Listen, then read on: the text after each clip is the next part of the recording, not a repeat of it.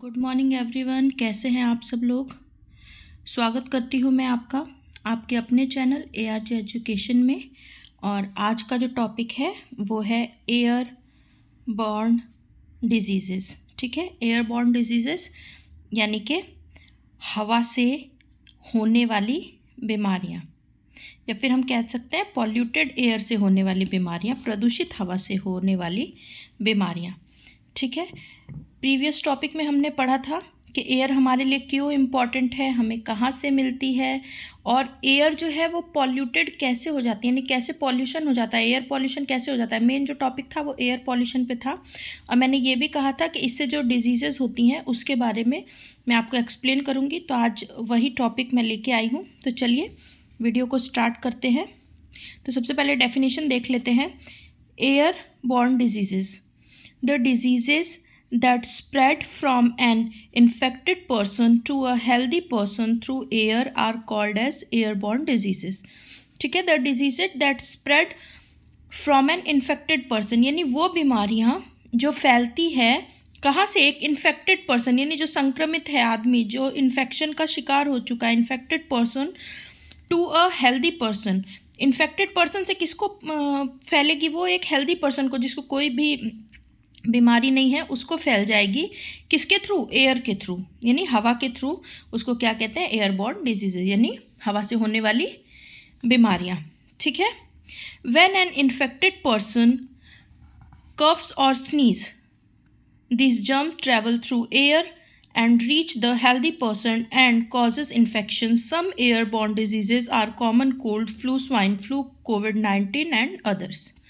Okay, when an infected person, कोई भी जो इन्फेक्टेड पर्सन है जिसको ऑलरेडी इन्फेक्शन हो चुका है, कफ और स्नीज, अगर वो खांसता है या छींकता है, these germs travel through air, तो क्या होता है, जो जर्म्स होते हैं वो ट्रैवल करते हैं, किससे ट्रैवल करते हैं, एयर में, यानी हवा से वो जर्म्स क्या होते हैं, ट्रैवल करते हैं एक जगह से दूसरी जगह, and reach the healthy person, और कहाँ पहुँच जाते हैं, उन आदमियों तक पहुँच जाते हैं जो हेल्दी हैं, जो उस डिजीज़ से इन्फेक्टेड नहीं है। ठीक है, एंड कॉजेज इन्फेक्शन, और इन्फेक्शन पैदा करते हैं। ठीक है, सम एयरबॉर्न डिजीजेज आर, कुछ हवा से होने वाली जो डिजीजेज हैं, बीमारियां हैं, दैट इज़ कॉमन।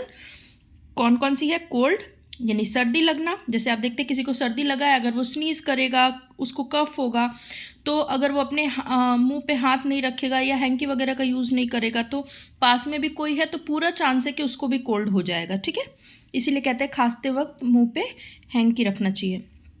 फ्लू, जो भी फ्लू फैलते हैं, जो भी नॉर्मल जो फ्लू चलते हैं। स्वाइन फ्लू का नाम आपने सुना होगा, स्वाइन फ्लू भी ऐसे ही फैलता है। कोविड-19, दैट इज़ वेरी डेंजरस।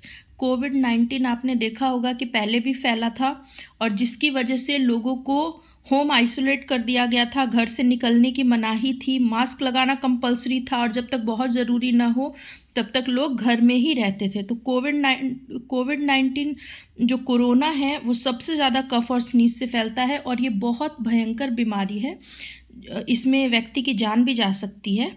ठीक है, और ये एयरबॉर्न डिजीजेज में से एक है, एंड अदर्स, और भी बहुत तरीके की बीमारियां। ठीक है, how do prevent airborne diseases. अब हमने ये तो जान लिया कि ये सारी जो डिजीजेज है वो एयर से फैलती है, लेकिन how to prevent airborne diseases, लेकिन एयरबॉर्न डिजीजेज को हम प्रिवेंट कैसे कर सकते हैं, रोक कैसे सकते हैं। Airborne diseases can be avoided by following some of these ways. कुछ अगर स्टेप्स को हम फॉलो करें, कुछ चीज़ों को अगर हम फॉलो करें, तो एयरबॉर्न डिजीजेस को रोका जा सकता है। वो चीज़ें कौन सी हैं, तो इसमें सबसे पहला है avoid close contact with people who have active symptoms of disease. ठीक है, avoid close contact with people, हमें उन लोगों के साथ क्लोज कॉन्टैक्ट को अवॉइड करना होगा, नज़रअंदाज करना होगा, who have active symptom of diseases, जो कि क्या, जिनके अंदर क्या है, ऑलरेडी एक्टिव सिम्टम हैं उस बीमारी के, मतलब ऐसा लग रहा है कि उसको एयरबॉर्न डिजीज़ के जो भी लक्षण हैं वो उसको है, यानी कफ है, कोल्ड है, स्नीज कर रहा है बार बार। ठीक है, तो अगर वो सिम्टम है तो उस आदमी को आप अवॉइड करें, उसके एकदम नज़दीक न जाएं, बहुत ज़्यादा क्लोज कांटेक्ट करने से बचें। ठीक है, second, always cover your nose and mouth by handkerchief while sneezing and coughing. ठीक है, क्या है, हमेशा नाक और मुंह को कवर करना चाहिए हैंकिस से। कब? स्नीजिंग यानी छींकते समय या फिर खांसते समय। खांसते या छींकते समय मुंह पे रुमाल रखें। ये कॉमन कुछ सावधानियां हैं, आपको मालूम होंगी। थर्ड है wash your hand थ्रूली at least 20 second and often specially after sneezing और कफिंग। ठीक है, हाथ को धोना है एटलीस्ट 20 सेकेंड, 20 सेकेंड तक हाथ को धोना है। स्पेशली कब?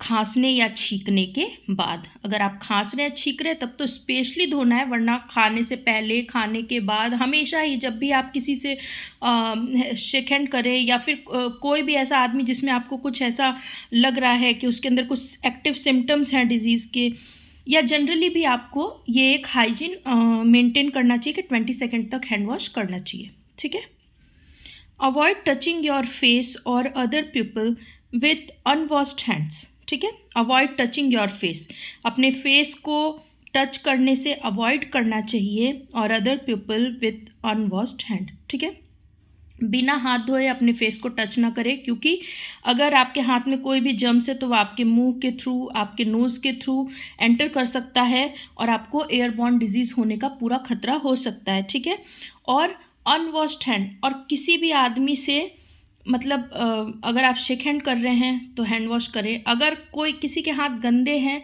तो उससे शेक हैंड ना करें, यानी डायरेक्ट टच में ना आए किसी भी। अगर किसी को लग रहा है कि उसमें एक्टिव सिम्टम्स है तो किसी से भी डायरेक्ट टच में ना आए।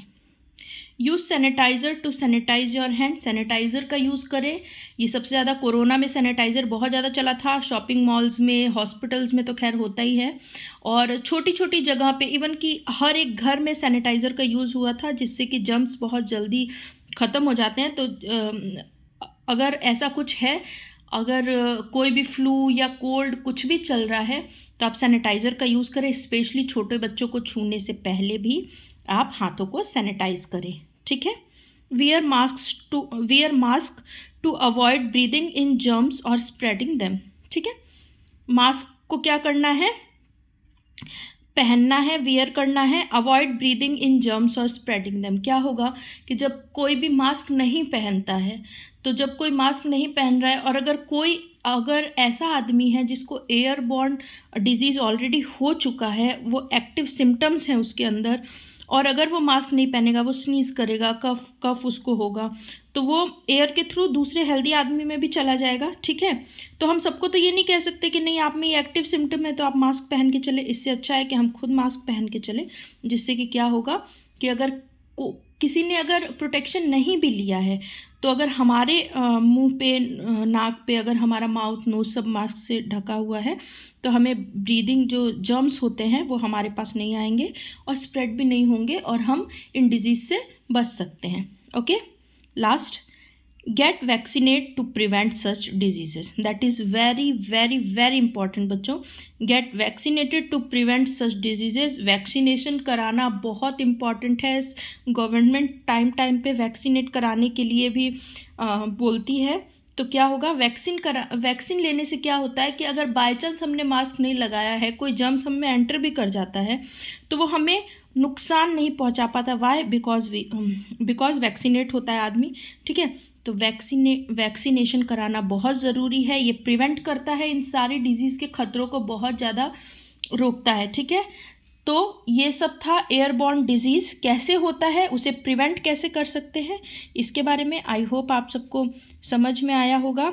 लाइक, शेयर और सब्सक्राइब करना वीडियो को ना भूलें। तो नेक्स्ट वीडियो में मिलते हैं। ओके बच्चों, बाय बाय।